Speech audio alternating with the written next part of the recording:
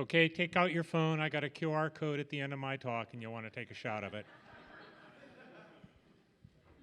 I'm serious. I don't see anybody working on that.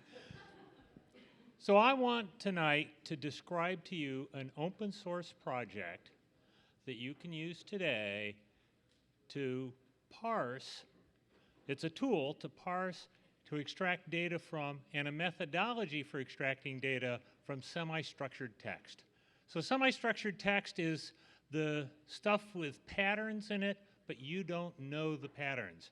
People make this stuff, they try to make it regular, but they only do so well. It's not quite natural language, or it's not anything overly specified. The methodology is simple. It says parse what you expect to find and look and see what else you miss. So you get, from your own expectations, you get to find stuff around it. Then you iterate through that as fast as you can. Here's an example of parsing. This says a fact is a key and a value, or some other characters.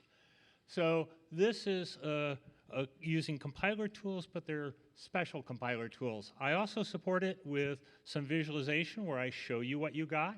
If I ran that through a file and found 19,000 keys, I might wonder what they look like, so I have samples. Here's the tool. This is a web application. I can run it off of a EC2 or something if that's where my data is, and I run huge jobs, 87 gigabytes in this case. It's fast for a variety of reasons. Let me just walk through this to give you an idea what it's like to develop. Here I start with saying, well, I'm looking for characters, and dot means any character, so let's look for some. I see when I find some characters that there's keys and values. So I revise my description to say there's keys and values, and I find that some keys are uppercase and some keys are lowercase. So I get interested in the lowercase. So then I revise my description again and say there is lowercase. And I find that the lowercase keys have just a couple of different values, except when they don't. So then I revise my description again to say there are familiar values for the lowercase and there are some unfamiliar ones.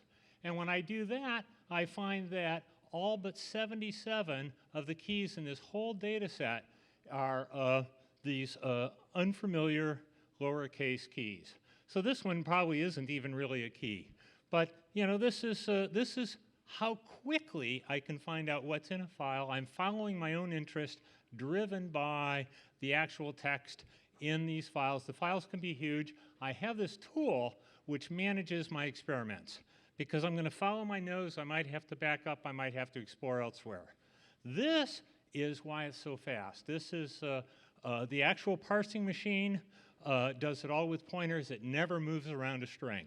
I can parse as fast as cat can copy files.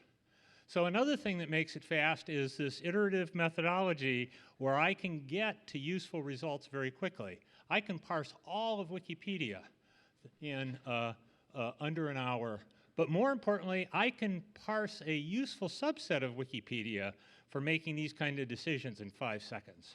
Now, this isn't the ordinary kind of computer science that you might have taken in a compiler class, because it's backwards. You have the text first, and then you write the grammar to match the text, not the other way around. This is new because it used to be in compilers we'd use regular expressions for recognizing things and then a parser for organizing the result. Here, this is the original wiki code. It has a bunch of regular expressions, and then it's got Perl code around it to manage the nesting.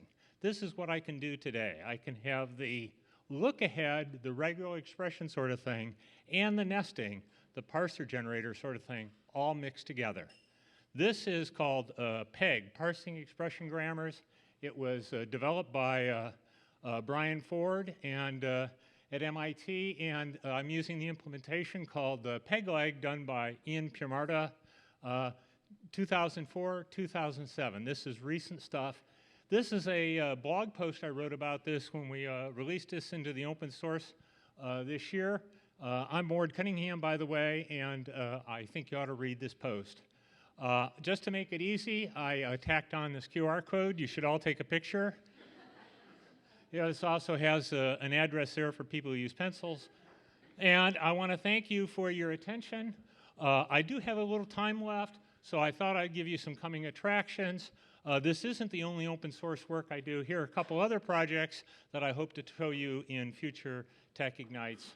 I think this will be remembered as my vertical period. And these are also up there on GitHub. So thank you very much.